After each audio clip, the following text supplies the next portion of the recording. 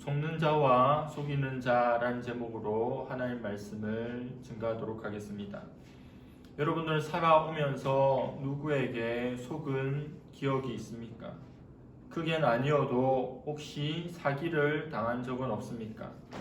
저는 한 번 있습니다. 작년 설날에 사기를 당했던 기억이 있습니다.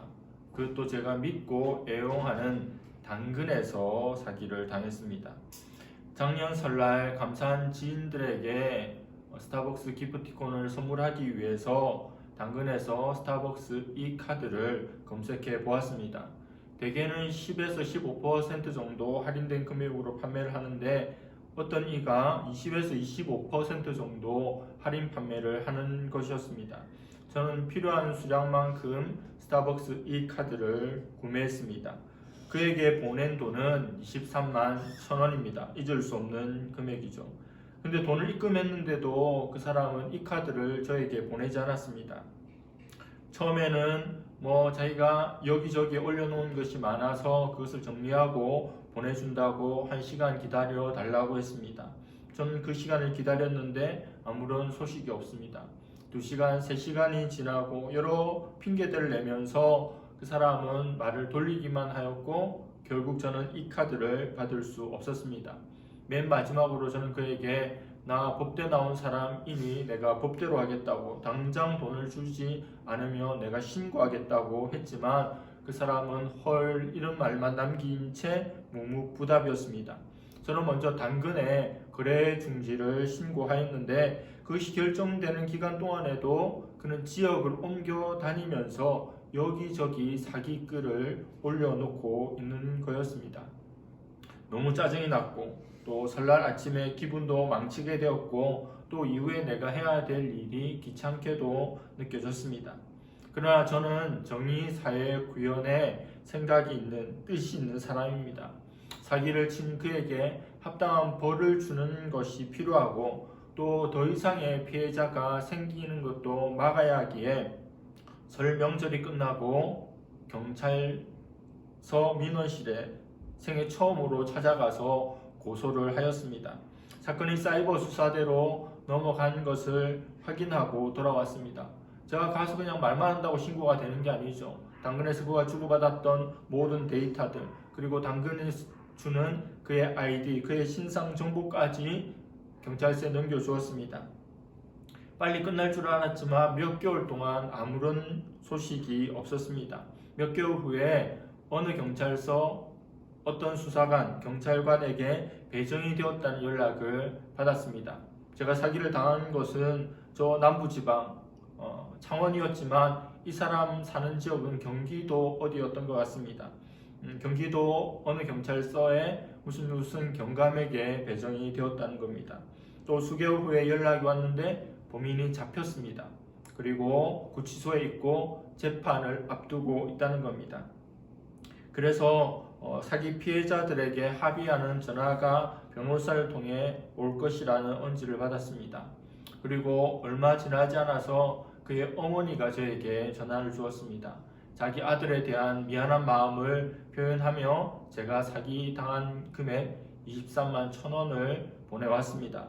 저는 좀 더 많이 줄 알았는데 제가 사기 당한 딱 1,000원까지 떨어지는 그 금액을 받았습니다.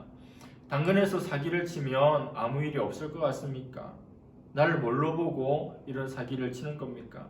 그런데 사기를 당하고 나서 돈까지 돌려받았지만 그때부터 지금까지 저는 좀 화가 많이 나 있었습니다. 좀 저 자신에 대한 그런 화난 마음이 들었습니다. 의심했어야 되는데 철학자 데카르트의 말처럼 의심하는 나 자신 외에는 모든 것을 의심하고 저렴하게 파는 그 사람을 의심해야 되는데 너무 허망하게 당하고 말았다는 생각이 들었기 때문입니다. 저는 왜 당근 사기를 당했습니까? 당근 시장에서 거래되는 비율보다 높은 할인율 때문에 10,000원, 20,000원이라도 세이브를 해보려고 그것에 미혹된 겁니다. 영화 곡성이 우리에게 들려주는 그런 유명한 말들이 있죠. 어떤 것들이 있습니까? 무엇이 중요한데 또 하나는 현혹되지 마소, 이런 말이 있습니다. 저는 그 사람에게 현혹이 되어서 물론 회복하는 것까지 완벽하게 하였지만 수개월의 시간 동안 기다려야 했고 한번 망쳐진 그때의 분위기는 다시 돌이킬 수 있는 것이 아닙니다. 지금까지 한 번도 그런 일을 당해본 적이 없고 또 평소에도 잘 속지 않고 의심하고 따져보는 성향이었지만 한순간에 그냥 속임을 당하고 무너지고 말았습니다. 이런 저에게 교훈을 주었습니다. 그리고 앞으로 살아가면서 유사한 일은 최소한 당근에서는 이와 같은 일이 없지 않을까 생각해 봅니다. 오늘 본문은 이스라엘 백성들이 여리고와 아이성을 점령한 후에 길갈에 있을 때 가나안 민족 중에 하나인 기본 민족이 와서 이스라엘을 속이는 장면이 기록되어 있습니다.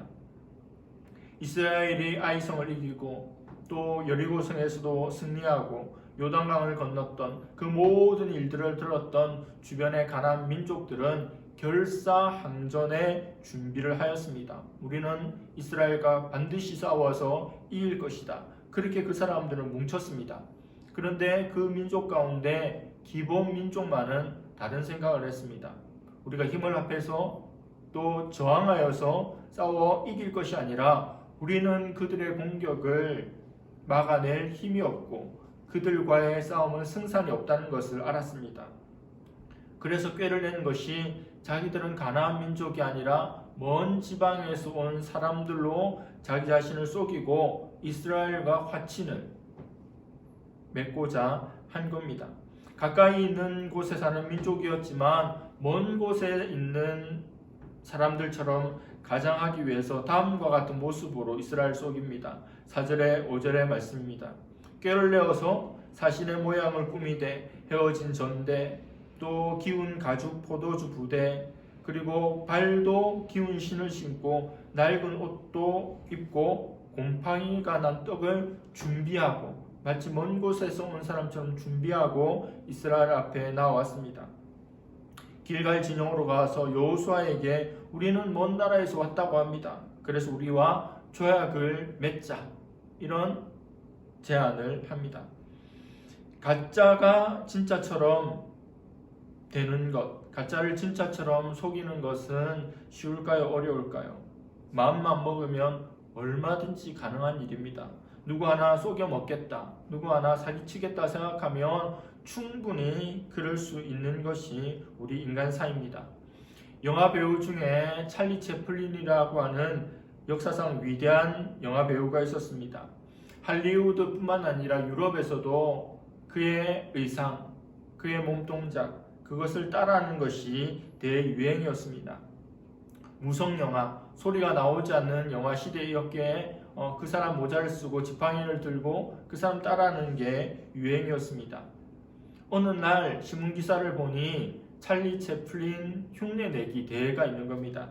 찰리 채플린이 자기를 흉내내는 대회가 있다고 하여 재미삼아 한번 그 경연대회에 출전을 했습니다. 결과가 어떻게 되었을까요?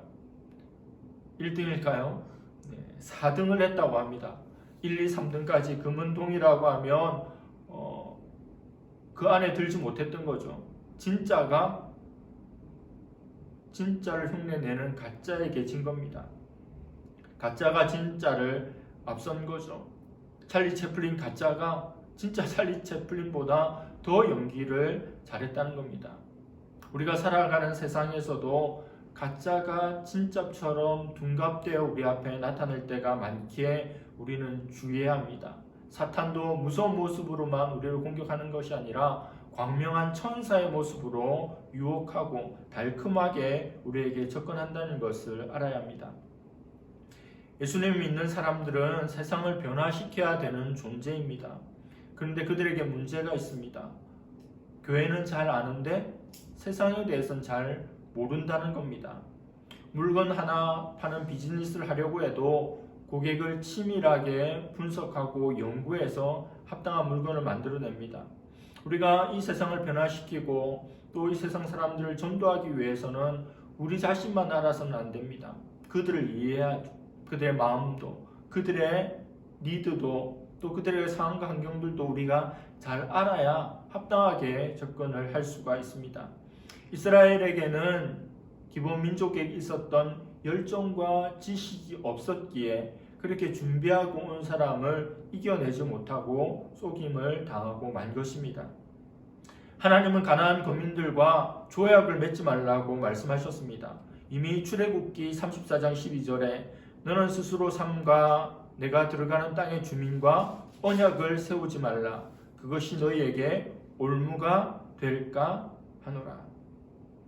하나님께서 약속하신 가나안 땅에 들어오면 수많은 민족들이 살고 있는데 그들과 평화하고 화친하지 말고 언약을 맺지 말라는 겁니다. 언약을 맺어버리면 힘써서 싸우지 않아도 되기에 언약이라고 하는 건 필요한 것이죠. 국가 간에 민족 간에 필요한 것인데 하나님은 다 무찌르라고 합니다. 하나도 남겨두지 말라고 하는 거죠. 왜요? 나중에 올무가 된다는 겁니다. 올무, 덫이 된다는 겁니다. 하나님을 섬기고 또 평화롭게 그 땅을 변화시켜 나가는 삶에 덫이 될 수 있으니 아무도 남겨두지 말라는 겁니다. 이스라엘이 몰랐을까요? 여호수아가 몰랐을까요? 다 알았습니다. 그럼에도 불구하고 이들이 그들의 속임수에 넘어가게 된 이유는 뭘까요? 첫째는 이스라엘은 자신들의 유익을 먼저 생각했습니다. 8절에 보면 기본민족과 화친을 맺기를 원하며 기본민족은 자신들은 이스라엘의 종이다라고 이야기합니다. 가나안 정복 전쟁을 수행해야 되는 참 힘들고 고단하고 벅찬 일 가운데 누군가가 자기의 종이 되어서 자기들 도와준다. 이보다 더 좋은 제안이 어디 있겠습니까? 그러나 그들은 자신의 유익을 먼저 생각할 것이 아니었습니다. 이것이 옳은 일인가? 그리고 이것에 대해서 하나님께서 어떻게 판단하시는지를 먼저 생각해야 합니다.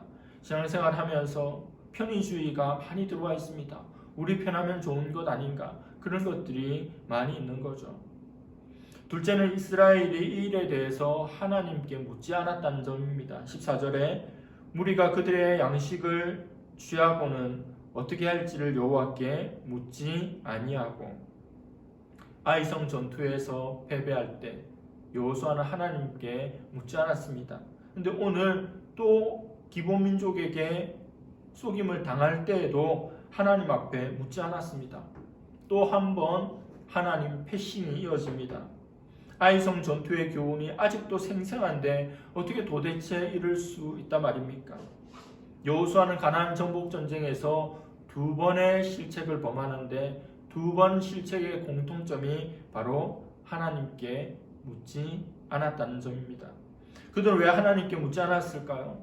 자기들에게 전적으로 유리한 상황이었기 때문에 그랬을 수도 있었을 겁니다. 우리도 마찬가지죠. 힘든 일, 어려운 일, 고민스러운 일, 고통스러운 일이 있으면 하나님 앞에 기도하고 도와달라고 하고 또 어떻게 해야 될지 묻습니다. 그러나 일이 잘 되고 내가 원하는 대로 승승장구하고 모든 것들이 이루어질 때는 간절히 기도하기는커녕 그냥 기도하는 것도 쉽지 않습니다. 왜요? 모든 일이 잘 되고 있는데 하나님의 도움을 구하는 것은 필요가 없는 일이죠. 그냥 쉽게 자신이 판단해 버립니다. 그들은 이 일을 하나님께 물어야 할 일 정도의 큰 일로 여기지 못했는지도 모르겠습니다. 또 전투를 치룬 상황이 아니라 처음 겪는 누군가가 와서 종이 되겠습니다. 화친을 맺읍시다 하는 일을 처음 경험했기 때문에 어떻게 해야 될지 몰랐기에 스스로 생각하고 판단하고 결정을 내렸던 것입니다. 비행기를 조정하는 파일럿 가운데 아주 숙달된 파일럿도 정말 평이한 비행에서 뜻밖의 사고를 당하는 일들이 있다고 합니다. 오랫동안 비행을 했기 때문에 자신의 실력을 너무 과신하는 거죠. 조종사는 무엇을 믿어야 합니까? 자기의 감이 아니라 경험이 아니라 앞에 계기판을 보아야 합니다.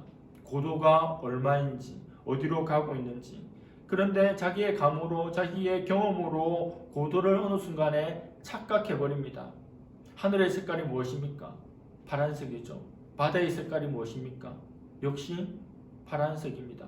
바다를 향해 달려가면서도 하늘로 착각하고 그냥 바다에 빠지는 추락하는 사고가 종종 일어난다는 겁니다. 내가 미숙했다면, 내가 매뉴얼에 충실했다면 일어나지 않을 일을, 베테랑이었기에, 비행을 많이 했기에, 많은 경험과 좋은 촉이 있기에 이런 허망한 사고를 당하게 되는 겁니다. 우리들은 자신이 지혜롭다고 스스로 생각하십니까? 그렇다면 그 지혜에 대한 자만이 우리 자신을 넘어뜨릴 수 있음을 생각해야 할 것입니다. 그것을 늘 기억할 수 있기를 바랍니다. 16절 이후의 말씀을 보면 그 이후의 사항들이 펼쳐집니다. 기본 족속에 의해서 속임으로 바친 조약을 맺은 여호수아와 이스라엘 족장들은 뒤늦게 기브온이 그들 근처에 있는 민족이라는 것을 알게 됩니다. 고대 근동 지방에서 조약을 맺으면 반드시 상대 국가를 방문하는 것이 관례였습니다. 그래서 너희 민족이 어디 있냐고 방문해 보니 불과 아이에서 사흘 길밖에 되지 않는 겁니다. 새빨간 거짓말이었던 거죠. 하나님과 의논하지 않고 섣부른 판단을 내리면 큰 후회가 생깁니다. 여호수아와 이스라엘 지도자들은 눈에 보이는 대로, 귀에 들리는 대로 그릇된 판단을 하고 말았습니다. 그들이 잘못된 판단을 하고 또 그들과 화친하고 그들을 무찌를 수 없게 된 것을 아는 이스라엘 백성들이 여호수아와 지도자들을 비난합니다. 그들을 향한 지탄이 쏟아집니다. 하나님의 이름으로 조약을 맺기 전에 하나님께 물어보고 뜻을 구해야 했는데 그렇지 않았던 겁니다. 지도자는 어떤 사람입니까? 지도자는 결정을 내리는 사람입니다. 그리고 그 결정에 책임을 지는 사람입니다. 그래서 지도자는 참 힘든 일입니다. 결정은 수많은 사람들의 이해관계가 얽혀 있는 거죠. 내가 A라고 하는 결정을 내리면 B에 속한 사람들이 싫어합니다. B에 속한 사람들에게 좋은 결정을 하면 A에 속한 사람들은 싫어하죠. 좀 있으면 이제 지방선거입니다. 이번 주에 선거가 있는데 저는 살아오면서 보수 진보가 격렬하게 싸우는 것만 늘 봤지 한 목소리를 내는 건 거의 본 적이 없습니다. 항상 칭찬만 듣는 대한민국 대통령 또 국회의원을 본 적이 있습니까? 그럴 수 없죠. 지도자는 그런 겁니다. 교회에서도 마찬가지입니다. 하나님의 교회에서도 지도자로 세움받는 것은 영광스러운 일이지만 외롭고 두려운 일입니다. 사람의 뜻이 아니라 하나님의 뜻을 헤아리고 판단하고 묵묵히 그 일을 해야 되기 때문에 그렇습니다. 모든 사람이 옳다라고 좋다고 하여도 하나님이 아니라고 하면 노라고 할 수 있어야 합니다. 그리고 모든 사람들이 다 반대하고 그럴 수 없다고 할 때에도 하나님께서 말씀하시면 그것을 똑바로 행하는 것이 참된 지도자입니다. 우리 고신교회의 시작에 대해서 알고 있습니까? 주기철, 주남선, 한상동 목사님 같은 분이 우리 고신교단의 선배분들입니다. 일제강점기에 장로교가 하나 있을 때 총회로 모였는데 일본 신사에 참배하는 것, 신사 참배가 우상 숭배가 아니라고 하는 결정을 그 총회에 모여있는 전국의 목사님들, 장로님들이 내렸습니다. 신사 참배 해도 된다는 거죠. 그러나 고신의 선배님들은 그것은 우상 숭배이고 우리는 우상에게 절할 수 없고 신사 참배할 수 없다고 하여 옥고를 치르고 순교의 제물도 된 것입니다. 그것이 하나님의 지도자, 하나님의 백성, 하나님의 일꾼이 걸어가야 하는 길입니다. 기브온에게 속은 사건으로 이스라엘 백성들이 불평, 불만, 원망하지만 그들은 성숙하게 이 문제를 해결하려고 했습니다. 실수한 지도자들이지만 그들이 내리는 조치를 받아들이며 순종합니다. 기브온에게 쏘아서 평화 조약을 맺었습니다. 하나님의 이름으로 맹세를 했기 때문에 이 조약은 무효화될 수 없죠. 조약은 파기할 수 없습니다. 만약 이스라엘이 그 조약을 어기고 기브온을 공격했다면, 왜 우리를 쏘겠냐고 공격했다면 스스로 하나님의 영광을 훼손시키는 일입니다. 오늘 속임 당함은 지금 당장에는 특별한 일이 없을 것 것처럼 보이지만 이후에는 심각한 결과로 돌아옵니다. 기브온이 다른 민족들에게 공격을 당할 때 이스라엘이 목숨을 걸고 기브온을 위한 싸움을 싸워야 했습니다. 그리고 사사시대에 이스라엘 백성들이 하나님을 떠날 때 근처에 있는 다 정복되지 않은 민족들이 이스라엘을 공격하여 가시와 같은 역할을 하는데 그것이 바로 올무죠. 그때도 기브온이 그 역할을 한다는 겁니다. 지금은 이스라엘이 강성하여서 고개를 숙이고 종이 되겠노라 하지만 이스라엘의 힘이 약해졌을 때에는 얼마든지 이스라엘을 되공격할 수 있는 존재들입니다. 거짓에 속지 않는 우리가 되기를 바랍니다. 이스라엘 백성들이 속은 이야기를 하였습니다. 이제 속이는 자 이야기를 조금 해보고자 합니다. 여호수아는 이 기브온 민족을 어떻게 처리하느냐 하면 그들이 말한 대로 종으로 삼습니다.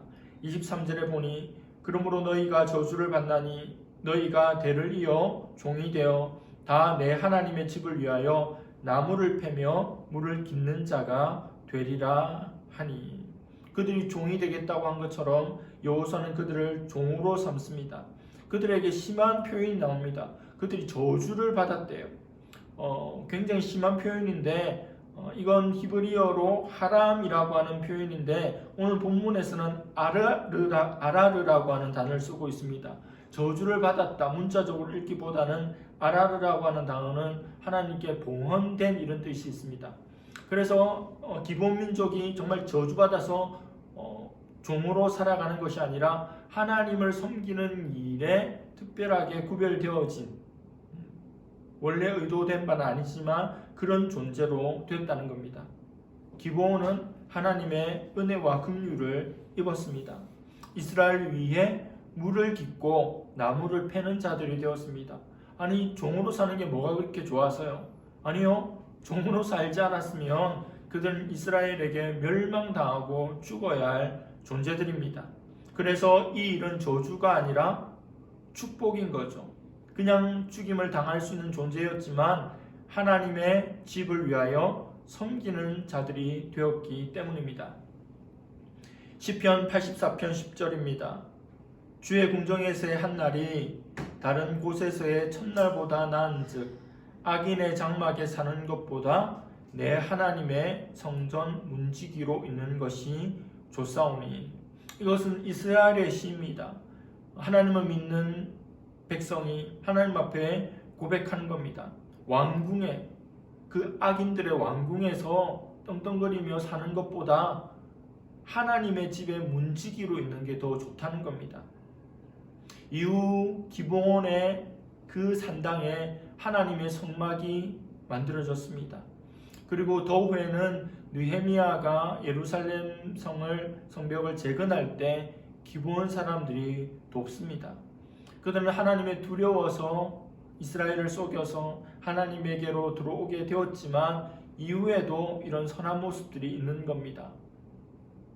악인의 장막에 사는 것보다 하나님의 집에 문지기로 있는 것이 얼마나 좋은지 생각할 수 있기를 바랍니다. 기브온 주민들이 속임수를 써서 이스라엘 속인 일은 잘한 일이 아닙니다. 남을 속이는 것, 사기를 치는 것 잘한 일이 아니죠. 그러나 그 민족으로만 볼 때에는 이것은 탁월한 결정입니다. 기생 라합이 떠오르지 않습니까? 기생 라합이 그 민족을 속인 것은 악한 일이죠. 매국노와 같은 일입니다.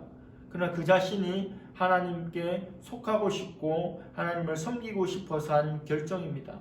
이 민족 이스라엘을 속인 것은 나쁜 일로 여겨지지만 그 민족으로만 보면 탁월한 결정입니다.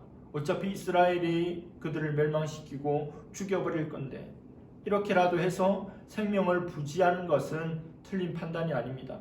정말 말 그대로 그들이 종이 되어서 섬기는 것에 의미도 있기 때문입니다. 그래서 그 민족의 지혜를 칭찬하고 싶습니다. 비록 종이긴 하지만 하나님의 편에 서서 하나님의 일을 할 수 있게 되었기 때문입니다. 기브온 주민이 죽임을 면하고 하나님께 쓰임받게 된 이유는 무엇입니까? 하나님을 두려워했고 하나님 능력을 믿었고 하나님의 구원을 바랐기 때문입니다. 생각해 보십시오. 우리는 이미 하나님께 속해 있는 자들입니다. 얼마나 감사한 존재입니까? 하나님께 속하기 위해서 속이려고 또 다른 어떤 일을 할 필요 없이 하나님의 은혜로 우린 이미 하나님께 속해 있는 존재입니다. 그것을 온전히 누릴 수 있기를 바랍니다. 제가 대학 다닐 때 제가 다니는 대학에 대해서 그렇게 만족하지 못했습니다. 커피숍에서 선배하고 이야기를 하고 있었어요. 난 서울의 유수한 대학에 법대를 가고 싶은데 그러지 못한다고 이야기했더니 그 선배가 이런 말을 했습니다. 이 학교에 들어오고 싶고 이과에 들어오고 싶은 사람이 이 지역에는 흘러 넘친다는 이야기를 들었습니다. 이미 우리에게 주어진 것에 감사할 수 있기를 바랍니다. 그리고 더 나아가자면 기본과 같은 그런 간절함도 우리에게 좀 있길 바랍니다. 이미 하나님 편이지만 그럼에도 불구하고 좀 더 특별한 하나님의 사람이 되고자 하는 간절함이 있기를 바랍니다. 하나님 편의 선자로서 열심을 가지고 열정을 가지고 더 잘 하나님을 섬기고 사랑하며 살아가는 그런 저와 여러분들 될 수 있기를 간절히 바랍니다. 기도하겠습니다. 하나님 아버지, 이스라엘 백성들이 또 여호와께 묻지 아니하여 기본 민족에게 속임당한 사건을 살펴보았습니다. 하나님께 늘 묻기를 원합니다. 하나님 말씀에 빗대어 판단할 수 있기를 원하며 말씀이 우리 삶에 가장 우선되고 중요한 근거가 되며 잣대가 되게 하여 주시옵소서. 하나님께 속하게 하여 주신 것을 감사하며 그것을 누리며 또 더욱 크신 하나님의 은혜를 사모하는 우리 모두가 되게 하여 주시옵소서. 감사드리며 예수님의 이름으로 기도드립니다. 아멘.